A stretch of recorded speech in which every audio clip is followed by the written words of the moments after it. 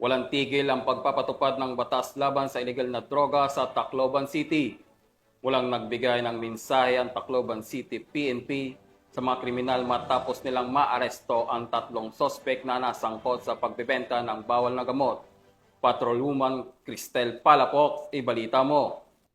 Ng operatiba ang 3 drug suspect sa kinasang bypass operation matapos mahuli sa barangay 1 and 4 Tacloban City. Bandang alas 2:07 ng madaling araw ng ikasang operasyon ng mga tauhan ng Tacloban City Police Station 2, Station Drug Enforcement Unit sa koordinasyon sa Philippine Drug Enforcement Agency 8. Nakumpiska sa mga suspek ang 7 pakete ng hininalang shabu na may tinatayang timbang na 14.9 na gramo na nagkakalaga ng 101,320 pesos at mga drug paraphernalia. Maharap ang mga suspek sa kasong paglabag sa Section 11, 12, 15 at 26 Article 2 ng RA 9165, a Comprehensive Dangerous Drugs Act of 2002. Ang matagumpay na operasyon ay bunga ng pagpapaigting ng Tacloban City PNP, katuwang ang iba pang ahensya ng gobyerno sa kampanya laban sa illegal na droga upang matiyak ang kaayusan at kapayapaan sa nasasakupan.